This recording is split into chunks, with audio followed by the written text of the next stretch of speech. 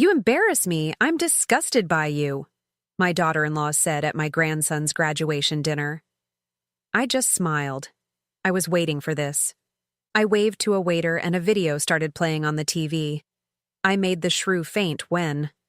I'm glad to have you here. Follow my story until the end and comment the city you're watching from so I can see how far my story has reached. I've been married twice, buried one husband, and raised 3 children. At 67, I thought I'd seen every shade of human cruelty. I was wrong. The Riverside Country Club dining room buzzed with the kind of restrained excitement that only graduation dinners can bring. Crystal glasses clinked softly against fine china, and the low murmur of congratulatory conversations filled the elegant space. My grandson, Elliot, cap and gown exchanged for a sharp navy suit, sat at the head of our table beaming with the confidence of a young man who'd just conquered the world. Harvard Law School, full scholarship. The pride swelling in my chest felt almost too big for my ribs to contain. Grandma Thelma, did you see Professor Morrison's face when I gave my speech? Elliot leaned toward me, his eyes bright with excitement. I think I actually made him tear up. I reached over and squeezed his hand, feeling the calluses he'd earned from working construction summers to help pay his way. You've always had a gift with words, sweetheart. Your grandfather would have been so proud. That's when the temperature in the room seemed to drop. Oh, please. The voice cut through our moment like a blade through silk. Let's not pretend this is some fairy tale success story. All heads turned toward Esme, my daughter-in-law, who sat rigid in her chair with that particular smile she reserved for moments when she planned to draw blood. Her perfectly manicured fingers gripped her wine glass so tightly, I worried it might shatter. Esme, my son David warned quietly, but she was already past the point of restraint. She stood slowly, deliberately, her designer dress catching the chandelier light as she turned to face me. The conversations at nearby tables began to fade as people sensed the shift in our little corner of the room. You want to know what I really think about this whole charade? Her voice carried just enough to reach the adjacent tables, where familiar faces from our social circle turned with barely concealed curiosity. This woman, she pointed directly at me, has been playing the devoted grandmother act for years, but the truth is, she's nothing but an embarrassment. My stomach dropped, but I kept my face carefully neutral. I'd learned long ago not to give Esme the satisfaction of seeing me flinch. Mom, stop. David's voice held a note of desperation I'd heard too many times before, but Esme was just getting started. She took a step closer to my chair, her voice rising with each word. You want to know what your precious grandmother really is, Elliot? She's a fraud. A pathetic old woman who can't even dress appropriately for her own grandson's graduation dinner. I glanced down at my navy dress, conservative, well-tailored, appropriate for the occasion, but I knew this wasn't really about my clothes. You embarrass me, Esme continued, her voice now carrying to half the dining room. Every single time we're in public together, I have to pretend that you're not a complete social disaster. You say the wrong things, you dress like you shop at thrift stores, and you have no idea how to conduct yourself around people who matter. The silence that followed was deafening.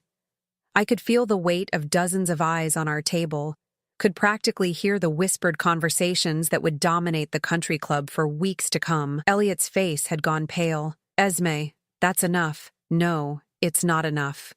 She turned back to me, and for a moment, I saw something in her eyes that went beyond mere dislike. It was contempt. Pure and simple. I have carried the embarrassment of being associated with you for 15 years.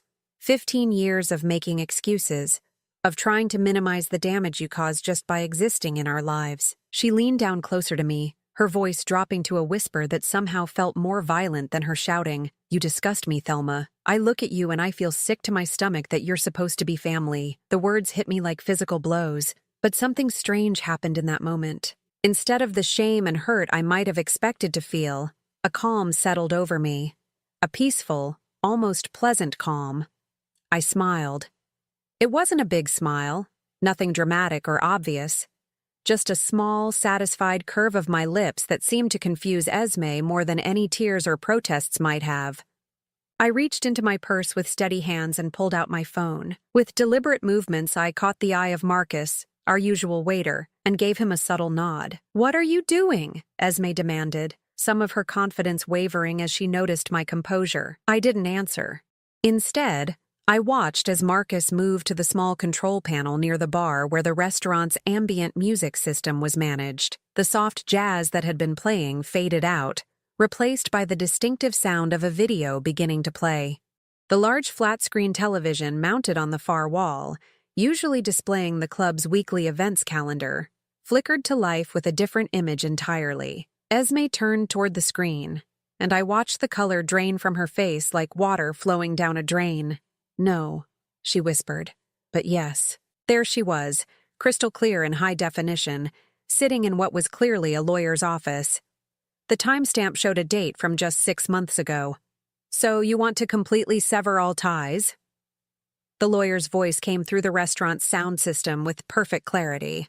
"Completely," Esme replied on screen. "I don't want her to have any legal claim to contact or visitation. As far as I'm concerned, I never had a daughter." The blood left Esme's face so quickly I thought she might faint right there. She stumbled backward, gripping the edge of the table for support. "What is this?" David's voice was barely above a whisper. On screen, the conversation continued. "And you understand that this means she'll have no support system? No family connection at all? Good," Esme's recorded voice replied coldly. "Maybe that will finally teach her that actions have consequences." That's when Esme's knees gave out entirely. She collapsed into her chair with such force that it slid backward, and then she simply folded forward onto the table, unconscious. The dining room erupted in whispers and gasps, but I remained perfectly still, watching the video continue to play. Watching my daughter-in-law's deepest secret broadcast to everyone who mattered in her carefully constructed social world. I had been waiting for this moment for exactly 4 months, 2 weeks, and 3 days. Ever since the private investigator I'd hired delivered that recording to my kitchen table along with a manila folder full of other materials that had made my hands shake with rage. Tonight, finally, everyone would know what Esme really was. 4 months earlier, I was arranging flowers in my kitchen when the doorbell rang. I wasn't expecting anyone, but at my age, unexpected visitors usually meant either someone selling something I didn't need or a neighbor with gossip I probably didn't want to hear. The man at my door looked nothing like what I'd expected a private investigator would look like. Raymond Torres was in his 50s, wearing a simple gray suit that had seen better days, carrying a worn leather briefcase that suggested he'd been in this business for a long time. His handshake was firm but gentle, and his eyes held the kind of weariness that comes from seeing too much of humanity's darker side. "Mrs. Caldwell?" His voice was careful, professional. "I believe you're expecting me." I had hired him 3 weeks earlier after a conversation with my neighbor Dorothy that had planted a seed of suspicion I couldn't shake. She'd mentioned seeing Esme at a law office downtown, which seemed odd since Esme had never mentioned any legal matters to the family. "Dorothy's cousin worked as a receptionist there," she'd said. "Family law practice. Please, come in." I led him to my kitchen table, the same table where I'd made the call to hire him, my hands trembling as I dialed the number I'd found online. Raymond set his briefcase on the table and opened it with practiced efficiency. "I have to tell you, Mrs. Caldwell, what I found was more extensive than what you originally asked me to investigate." My stomach tightened. I'd asked him to look into why Esme might be visiting a lawyer. I hadn't prepared myself for extensive. "Before I show you anything," he continued, pulling out a thick manila folder, "I need you to understand that once you see this, you can't unsee it. Sometimes ignorance really is bliss." I looked at the folder, then back at his weathered face. "Mr. Torres, I've been married twice, buried one husband, and survived raising 3 children largely on my own. I've learned that the truth, no matter how ugly, is always better than living with a beautiful lie." He nodded slowly and opened the folder. The first document was a legal petition dated 18 months earlier. As I read the header, my vision actually blurred for a moment. "Petition for termination of parental rights. Voluntary surrender." "She has another daughter," Raymond said quietly. "Madison Phillips. She's 23 now." My hands started shaking before I'd finished reading the first paragraph. Esme had voluntarily terminated her parental rights to a daughter from a previous relationship. Not because she was young and unprepared, not because of financial hardship.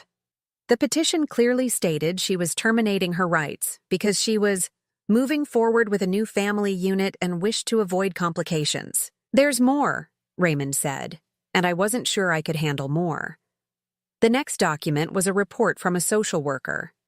Madison had been 15 when Esme abandoned her, left in the care of an elderly grandmother who died just 2 years later.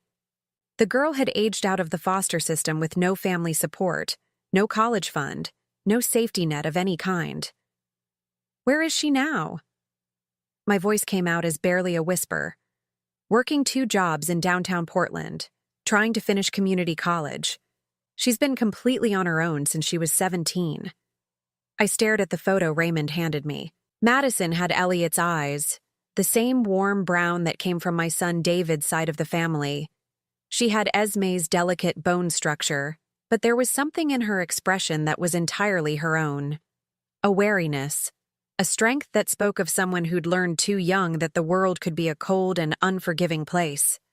"She doesn't know about your family," Raymond continued. "As far as Madison is concerned, her mother disappeared from her life and never looked back. She has no idea that Esme remarried and had the life that Madison never got to have." The room felt like it was spinning. I gripped the edge of the table, trying to process what I was learning. "How did you find all this?" "Public records mostly. Court documents are accessible if you know where to look. I also spoke to some people who knew them before Esme left Portland." He paused, seeming to weigh his words. "Mrs. Caldwell, there's something else you need to know about why she left." I wasn't sure I could take another revelation, but I nodded for him to continue. Madison was getting too old, too independent, starting to ask questions about her father, wanting to know more about her mother's past. According to her former neighbors, Esme seemed to view Madison as a liability rather than a daughter, someone who might interfere with her plans to start fresh. The words hit me like physical blows. I thought about Elliot, about how much love and pride Esme showed him in public. Had that all been performance? Was she capable of loving any child? Or was Elliot just young enough still to be useful to her image? "There's video," Raymond said quietly. "Video?" I was able to obtain footage from the law office security cameras. "Your daughter-in-law was very explicit about her intentions and her feelings toward Madison during her meeting with the attorney." That's when he handed me the USB drive that would change everything. I watched it that night, alone in my living room with the curtains drawn and the door locked. Watching Esme sit in that lawyer's office and speak about her own daughter with such cold detachment made me physically ill. She talked about Madison like she was disposing of an unwanted piece of furniture, but it was more than just the abandonment that horrified me. It was the calculation behind it. Esme had researched the legal process thoroughly. She'd made sure there would be no way for Madison to contact her in the future, no way for her past to interfere with her new life with David and Elliot. She had erased her own daughter with the same casual efficiency that someone might delete old files from a computer. That night, I couldn't sleep. I kept thinking about Madison, working 2 jobs, putting herself through school with no family support. I thought about Elliot, the grandson Esme doted on so publicly, and wondered what would happen if he ever became inconvenient to her image. But mostly, I thought about my son David, who had no idea he'd married a woman capable of abandoning her own child. I knew I had to do something. But what? How do you tell your son that his wife is not who she pretends to be? How do you explain that the woman he loves discarded her own daughter like trash? More importantly, how do you make sure it never happens again? That's when I started planning. I hired Raymond to find Madison, to learn everything he could about her current situation. I discovered she was struggling but determined, working as a night shift security guard and a weekend barista to pay for her classes. She lived in a studio apartment that cost most of her income, but she was making it work through sheer force of will. I also had Raymond continue monitoring Esme's activities. I wanted to know if there were other secrets, other victims of her particular brand of cold calculation. What he found was a pattern that made my blood run cold. Esme had done this before, not abandoned children. Madison was her only child before David, but she had systematically isolated herself from anyone who knew her past, anyone who might contradict the image she wanted to project. Former friends, distant relatives, even her own mother, all cut off without explanation once they were no longer useful to her carefully constructed persona. My daughter-in-law was not just selfish or self-centered, she was a predator who specialized in emotional manipulation, and my family was her current hunting ground. I spent weeks agonizing over what to do with this information. Should I tell David immediately? Should I contact Madison? Should I confront Esme directly? But then I remembered something my first husband used to say. The best way to catch a liar is to let them keep talking. So I waited, I watched, I documented, and I started planning for the day when Esme would finally reveal her true nature to everyone who mattered. I didn't have to wait long. The video continued playing as Esme lay unconscious, her head resting on the white tablecloth like she'd simply decided to take a nap in the middle of her own destruction. The restaurant staff had moved quickly to clear the nearby tables, but not quickly enough to prevent half the country club from witnessing my daughter-in-law's most carefully guarded secret. On screen, Esme's voice continued, with that same cold detachment I'd heard when Raymond first played this recording for me. I don't want her to be able to find me. Ever. As far as the world is concerned, Madison Phillips is not my daughter. David sat frozen in his chair, staring at the screen like he was watching a foreign film without subtitles. His face had gone through several color changes in the past few minutes, from confusion to shock to something approaching horror. Dad? Elliot's voice was small, uncertain. Who is Madison Phillips? Before David could answer, Esme's eyes fluttered open. She lifted her head slowly, mascara smudged beneath her eyes, looking around the dining room like she couldn't quite remember where she was. Then her gaze landed on the television screen, and reality crashed back into her face like a physical blow. Turn it off, she whispered, then louder, more frantic. Turn it off. She struggled to her feet, swaying slightly, and lunged toward the television controls. But Marcus, our waiter, stepped smoothly between her and the screen. He looked to me, and I gave him the slightest shake of my head. Please. Esme turned to face our table, her perfectly styled hair now disheveled, her designer dress wrinkled from her collapse. This is all. This is out of context. You don't understand. Then explain it to us. My voice was calm, steady, the voice of someone who'd had months to prepare for this moment. Who is Madison Phillips, Esme? Oh, the question hung in the air like smoke. Around us, I could feel the weight of dozens of conversations that had stopped mid-sentence, the electricity of social drama that would be dissected in living rooms across the city for months to come. Esme's voice cracked. She looked desperately at David, searching his face for some sign that he might still be on her side. She's my daughter from before I met your father. Your daughter. David's voice was flat, emotionless. You have a daughter. Had, Esme corrected quickly. I had a daughter. It was a long time ago, before you and I got together. It was complicated, David. You don't understand what my life was like then. On screen, the lawyer's voice continued the conversation we were all hearing for the first time. And you're certain you want to include the clause preventing any future contact? This is quite permanent, Ms. Phillips. Completely certain, Esme's recorded voice replied. I want a clean slate. No complications from my past. Elliot pushed his chair back from the table. How old was she? When you did this? Esme's eyes darted between her son and her husband. She was 15, but you have to understand. 15? The word exploded from David like he'd been punched in the stomach. You abandoned a 15-year-old? I didn't abandon her. Esme's voice rose defensively. She had her grandmother. She had a support system. I couldn't handle being a mother at that point in my life. I watched this exchange with the detached fascination of someone observing a carefully planned experiment. For months, I'd wondered how Esme would explain herself when confronted with the truth. I'd imagined various scenarios, different excuses she might use. I hadn't expected her to be quite this clumsy about it. But you could handle being a mother to me. Elliot's voice was quiet, but there was an edge to it I'd never heard before. What made me different? The question clearly caught Esme off guard. She opened and closed her mouth several times before managing, That's different. You're different. How? You just are. Her voice was getting higher, more frantic. Elliot, you have to understand. I was young when I had Madison. I wasn't ready, but when I met your father, when we had you, I was in a completely different place in my life. I decided it was time to speak up. Actually, Esme, according to the court documents, you were 28 when you signed away your rights to Madison. Hardly a child yourself. The silence that followed my words was so complete I could hear the kitchen staff clattering dishes in the back of the restaurant. David turned to look at me for the first time since the video began. You knew about this? I found out 4 months ago. I met his gaze steadily.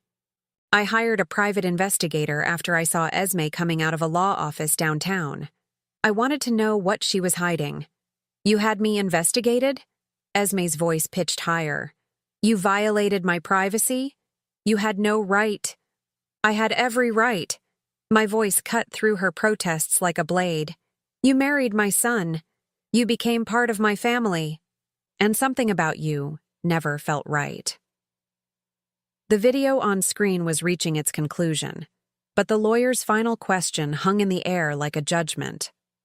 And what should we do if Madison Phillips ever tries to contact you in the future? Esme's recorded voice was crystal clear in her response. Tell her I'm dead. The gasp that went up from the nearby tables was audible. Even some of the restaurant staff stopped what they were doing to stare at our table. Elliot's face had gone completely pale. You wanted her to think you were dead? It was kinder that way, Esme said desperately. Don't you see? It was better for her to have a clean break, to be able to move on without wondering why I left. This way, she could grieve and heal instead of spending her life hoping I'd come back. That's the most selfish thing I've ever heard, David said quietly. Selfish? Esme whirled on him. I was trying to protect her. I was trying to do what was best for everyone. No, I said, my voice cutting through her hysteria with quiet authority.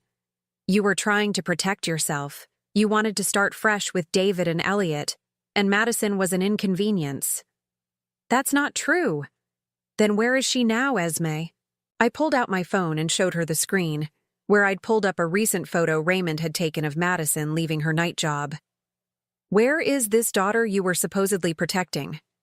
Esme stared at the photo, and for a moment, something that might have been genuine emotion flickered across her face. Madison looked tired in the picture, wearing a security guard uniform, walking to her car in an empty parking lot at 3 a.m. Esme's voice faltered. She's working 2 jobs to put herself through community college, I continued. She lives in a studio apartment that costs 3/4 of her income. She has no family, no support system, no safety net of any kind, because her mother decided she was an inconvenience. The room was so quiet I could hear my own heartbeat. On the screen, the video had finally ended, replaced by the country club's usual events calendar as if nothing had happened. David stood up slowly, his movements careful and deliberate like someone who wasn't sure his legs would support him. I need to leave. David, wait. Esme reached for his arm, but he stepped away from her touch. Don't, he said quietly. Just don't. He turned to Elliot. Son, are you coming with me? Elliot looked between his parents, confusion and hurt warring across his young face. Finally, he nodded and stood up. This isn't over, Esme said, her voice taking on a hard edge as she watched her family preparing to leave her sitting alone. You think you've won something here, Thelma? You think destroying my marriage makes you the hero? I gathered my purse and stood to follow my son and grandson. Before I left, I turned back to face her one last time. I didn't destroy your marriage, Esme. I just made sure your husband knew who he was really married to. As we walked through the dining room toward the exit, I could feel dozens of eyes following our progress. Tomorrow, this story would spread through every social circle that mattered to Esme. Her carefully constructed image as the perfect wife and mother would be replaced by the truth about who she really was. But as satisfying as that thought was, I knew this was just the beginning. Esme wasn't the type to accept defeat gracefully, and she still had weapons she hadn't used yet. The real battle was just starting. The first shot in Esme's counterattack came exactly 48 hours after the restaurant incident, delivered in the form of a heartbroken phone call from my youngest daughter, Sarah, who lived 3 states away. Mom, what's going on? Sarah's voice was tight with concern. Esme called me this morning. crying. She said you've been trying to destroy her marriage for months. I was in my garden, deadheading roses in the early morning quiet when my phone rang. The peace of the morning shattered with my daughter's words, and I sat down heavily on my garden bench. She said, "What?" She told me you hired someone to spy on her, that you ambushed her at Elliot's graduation dinner with some kind of setup. Mom, she was sobbing. She said you're trying to turn the whole family against her because you've never accepted her. The careful way Sarah spoke told me everything I needed to know. Esme had gotten to her first, had painted herself as the victim and me as the villain.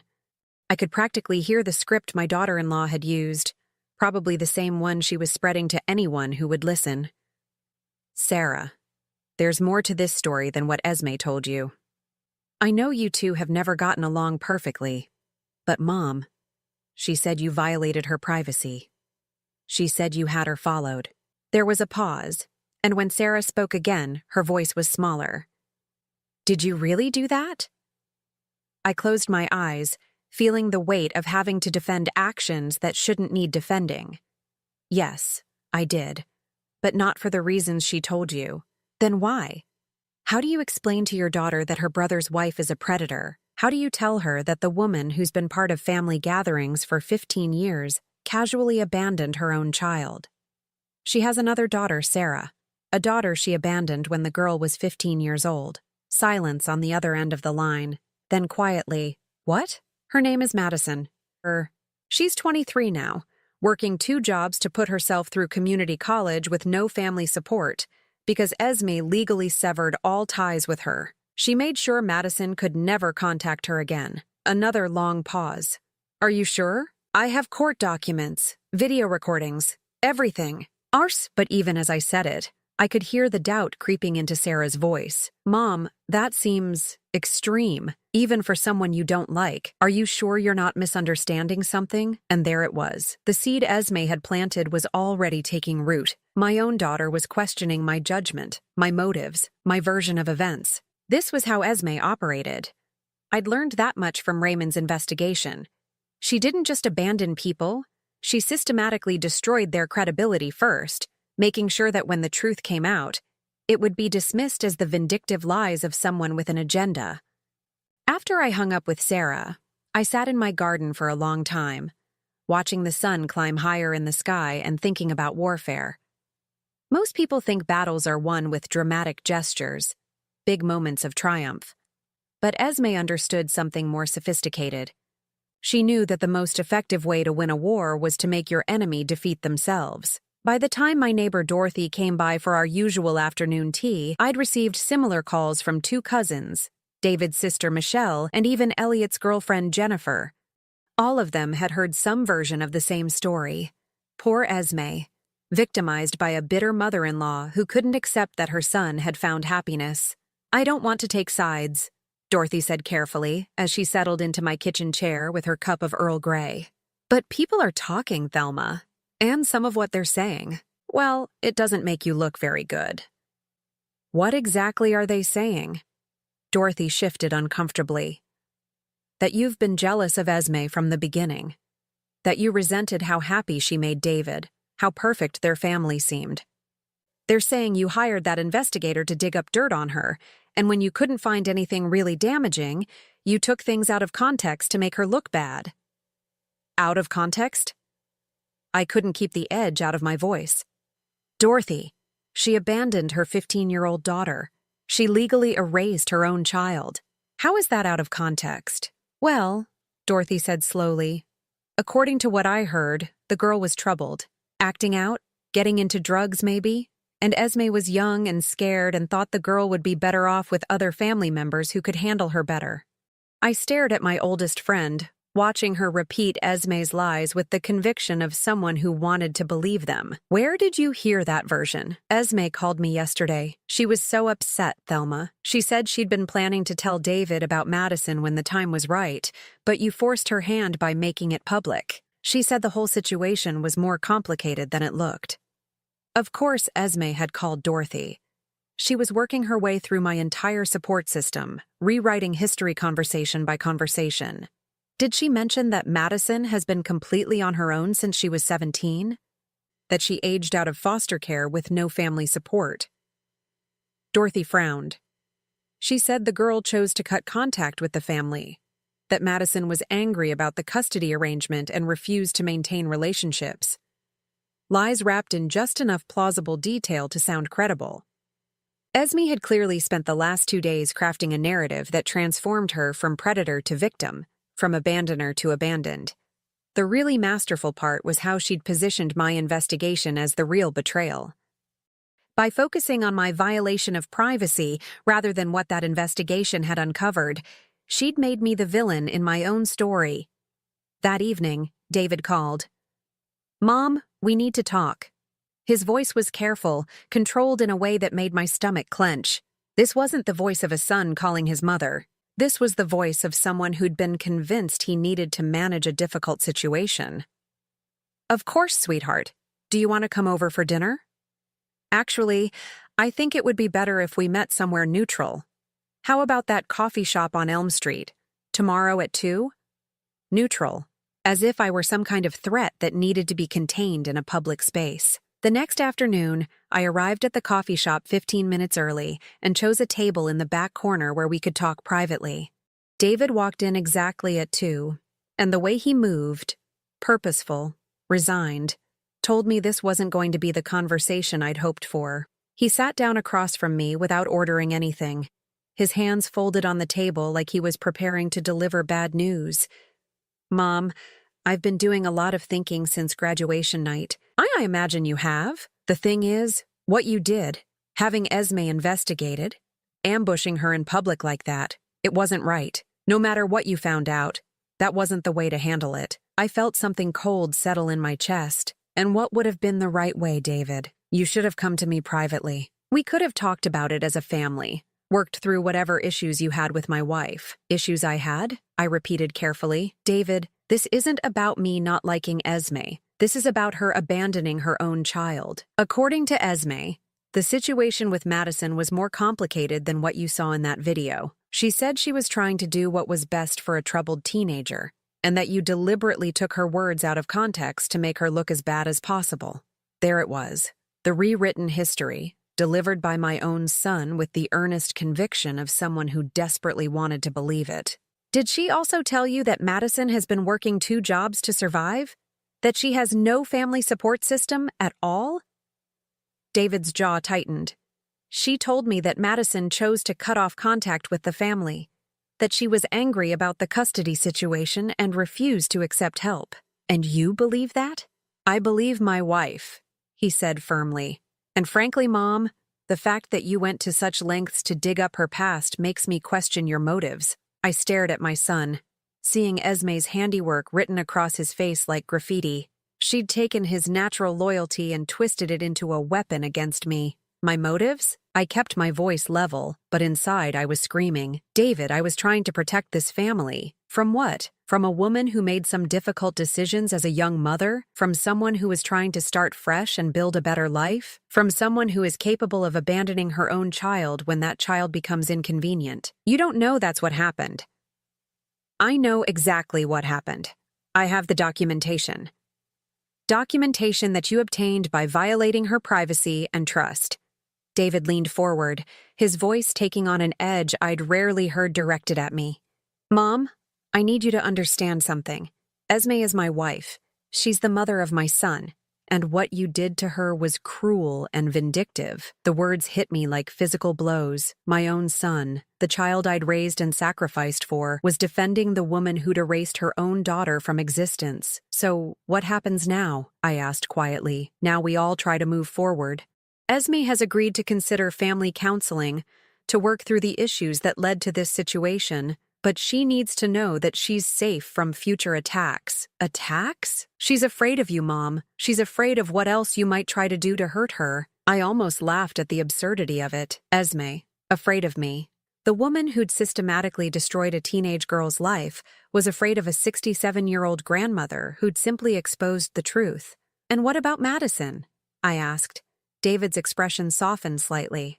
If what you say about her situation is true, then maybe we can find a way to help her. But that's something Esme and I need to decide together, as a family. As a family, the phrase stung because it made clear exactly where I stood in this new dynamic. I was no longer part of the inner circle. I was now an outsider, whose opinion might be consulted but whose judgment was no longer trusted. As David left that coffee shop, I realized that Esme had won the first round of this war more decisively than I'd imagined possible.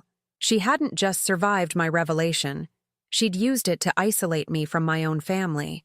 But what she didn't understand was that I'd been fighting battles longer than she'd been alive, and I wasn't nearly finished yet.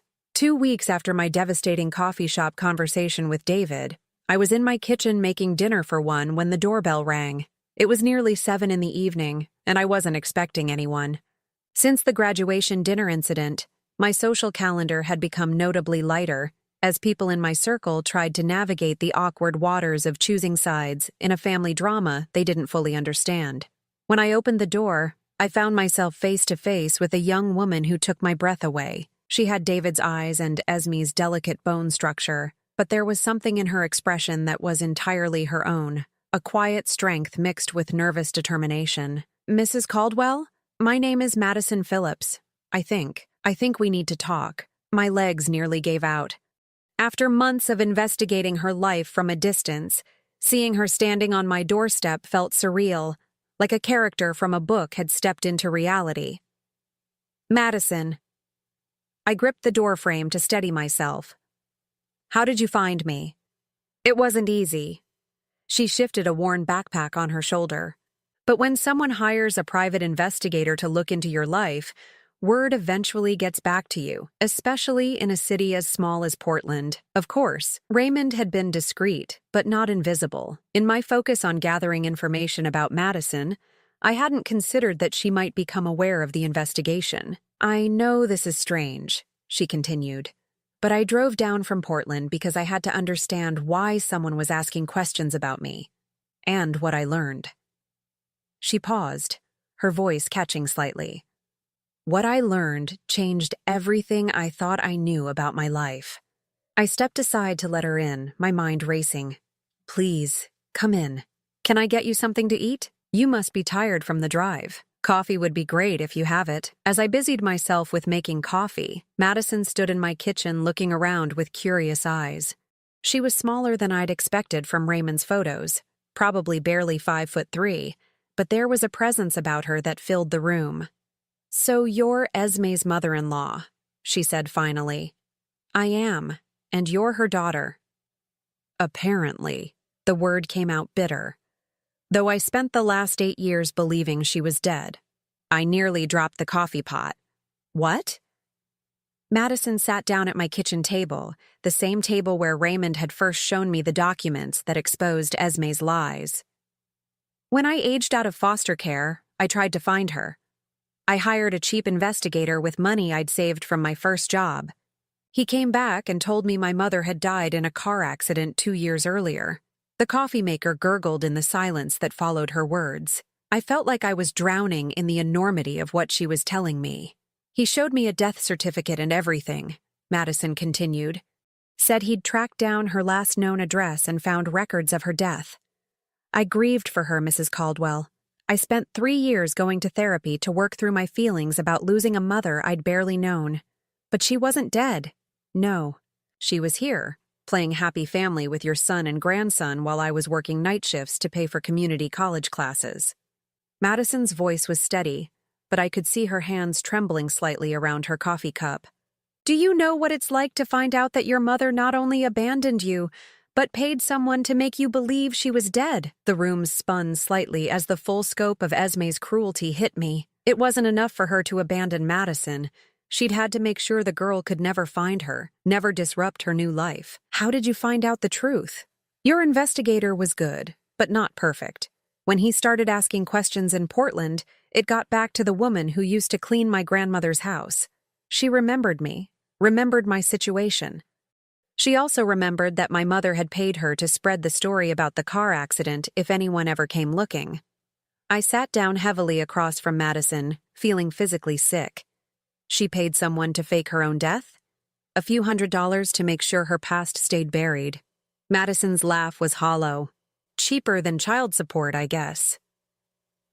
"Madison, I'm so sorry. I had no idea she'd gone that far. It's not your fault. Madison studied my face carefully. But I need to understand why you were investigating me. What does my mother's abandoned daughter have to do with your family? So I told her everything. About the private investigator, about the video, about the confrontation at the restaurant. I told her about David's refusal to believe the truth, about how Esme had managed to paint herself as the victim in her own story. When I finished, Madison sat quietly for a long time, processing what I'd shared. She has a son, she said finally, my half-brother. Elliot? He's 22, just graduated from Harvard Law School. And he doesn't know about me. He does now. He was there when the video played. Madison nodded slowly. What did he say? He was shocked, confused. But Esme has been working very hard to control the narrative since then. She's convinced most of the family that the situation was more complicated than it appeared. Complicated how? I hesitated, not wanting to repeat Esme's lies, but Madison needed to know what she was up against. She's telling people you were troubled, that you had substance abuse issues and were acting out. She's saying she made the difficult decision to let you be raised by family members who could better handle your problems. Madison's coffee cup hit the table with enough force to slosh liquid over the rim. Substance abuse? Acting out? Her voice rose with indignation. Mrs. Caldwell, I was 15 years old, and my mother disappeared from my life without explanation. My grandmother was 78 and had arthritis so bad she could barely take care of herself. I was getting A's in school and working a part-time job to help pay for groceries. I know, I've seen your school records. Then you know she's lying. I do. But unfortunately, my family seems more inclined to believe her version. Madison stood up and walked to my kitchen window, staring out at the garden where I'd been working when Sarah called to tell me about Esme's damage control campaign. I want to meet them, she said finally. Who? My half-brother, your son. I want them to hear the truth from me directly. My stomach clenched with worry. Madison, I don't think that's a good idea. Esme has had weeks to prepare them for something like this. She'll have an explanation ready. Then I guess we'll see how convincing her explanations are when I'm standing right there to contradict them. There was something in Madison's voice that reminded me of myself at her age. A quiet determination that wouldn't be swayed by other people's comfort or convenience. What do you want from this? I asked gently. What are you hoping to accomplish? Madison turned back to face me, and I saw tears gathering in her eyes for the first time since she'd arrived. I want my half-brother to know that I exist. I want him to know that our mother is capable of erasing her own children when they become inconvenient. And I want to make sure it never happens to him. The weight of her words settled over the kitchen like dust after an explosion. Madison wasn't here for revenge or money, or even necessarily for reconciliation. She was here to protect a brother she'd never met from a mother who'd already proven she was capable of the unthinkable. There's a family barbecue this Saturday, I said slowly, at David and Esme's house. It's supposed to be a healing gathering to bring everyone together after the restaurant incident. Will you take me? I thought about David's anger, about Esme's carefully constructed victim narrative, about the way my own family had turned against me in the space of a few weeks. Yes, I said, I'll take you. Because sometimes the only way to fight a lie is to drag the truth into the same room and let them battle it out face to face. The next Saturday arrived gray and drizzly, the kind of Pacific Northwest weather that makes everything feel heavy and uncertain. Madison had driven down from Portland again, this time with a small suitcase, prepared to stay through the weekend if necessary. We sat in my car outside David's house for several minutes, watching through the windows as my family moved around inside, preparing for their healing gathering. Are you ready for this? I asked Madison. She smoothed down her simple blue dress, the kind of outfit someone wears when they want to look respectable but can't afford anything fancy. No. But I don't think I'll ever be ready, so we might as well get it over with. I knocked on the front door instead of using my key, a small acknowledgement that my status in this house had changed. When David opened the door, his face went through a series of expressions: surprise, confusion, and finally a carefully controlled neutrality. Mom, I wasn't sure you were coming. I brought someone I'd like you to meet, I said, stepping aside so he could see Madison clearly. David's eyes widened as he took in her familiar features. Even someone determined to disbelieve the truth couldn't miss the family resemblance. "This is Madison Phillips," I said clearly. "Your stepdaughter." For a moment, David just stood there, mouth slightly open, staring at the young woman on his doorstep who shared his son's eyes and his wife's bone structure. "Hello," Madison said simply. "I've been looking forward to meeting you." From somewhere behind David, I heard a glass shatter against the kitchen floor, followed by Esme's voice calling out in false cheerfulness. "David? Who's at the door?" "I think," Madison said quietly, "it's time for a real family reunion." The moment Madison stepped into David's living room, the carefully orchestrated healing gathering transformed into something else entirely. Conversations stopped mid-sentence as relatives who'd been debating my version of events for weeks found themselves face-to-face with living proof of Esme's deception. Esme stood frozen in the kitchen doorway, a dish towel still in her hands from cleaning up whatever she'd dropped when she heard Madison's name. Her face had gone completely white, and for the first time since I'd known her, she looked genuinely scared. "Madison?" Elliot's voice came from the couch where he'd been sitting with his girlfriend Jennifer. He stood up slowly, studying the young woman beside me with obvious fascination. You're my sister?" "Half-sister," Madison corrected gently. But yes, the resemblance between them was unmistakable now that they were in the same room. Both had inherited David's warm brown eyes and expressive eyebrows, though Madison's were more defined from years of careful grooming on a tight budget. "I don't understand," David said, his voice strained. "Madison, if you're really Esme's daughter, why didn't you contact us before now?" Madison's laugh was soft but bitter. "Because until 2 weeks ago, I thought my mother was dead." The silence that followed was so complete, I could hear the coffee maker gurgling in the kitchen. Around the room, family members who'd spent weeks choosing sides found themselves recalibrating everything they thought they knew. "That's not possible," Esme finally managed, her voice high and thin. "Madison, sweetheart, you know that's not true. You were angry when I remarried, and you chose to cut contact with me." "No," Madison said firmly, her voice growing stronger with each word. "I was 15 years old when you signed papers terminating your parental rights. I was 17 when I aged out of foster care with no family support, and I was 20 when I hired an investigator to find you, only to be told you'd died in a car accident." She pulled a folder from her backpack and handed it to David. "These are copies of all the documents. The court papers you signed, the fake death certificate someone provided to the investigator I hired, even receipts showing payments made to ensure that story would hold up if anyone came looking." David's hand shook as he opened the folder. I watched his face change as he read through the evidence of his wife's systematic deception. "You paid someone to fake your own death?" His voice was barely above a whisper. "David, you have to understand," Esme said desperately, moving toward him with her hands outstretched. The situation was complicated. Madison was going through a difficult phase, and I thought, "I was getting straight A's," Madison interrupted, her voice cutting through Esme's fabrication like a knife. "I was working a part-time job to help my elderly grandmother pay for groceries. The only thing I was going through was trying to understand why my mother disappeared from my life without explanation." She turned to address the room, her voice growing more confident as she spoke. "I want everyone here to understand something. I didn't come here for money or revenge or to break up anyone's family. I came here because I discovered that my mother, who I grieved for 3 years believing she was dead, has been living a completely different life while I struggled to survive on my own." Elliot stepped closer to her, his young face serious with the weight of understanding. "What has your life been like?" Since she left?" Madison met his eyes steadily. "I've worked 2 jobs for the past 5 years to put myself through community college. I live in a studio apartment that costs most of my income. I've had no family support, no safety net, no one to call when things got difficult." She paused, her voice softening. "But I've also learned that I'm stronger than I ever thought possible."